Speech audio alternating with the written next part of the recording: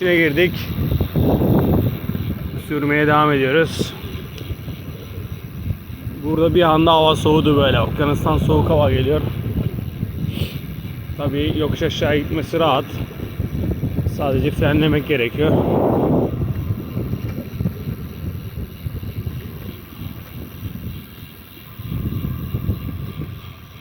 Ağaçlar büyük büyük.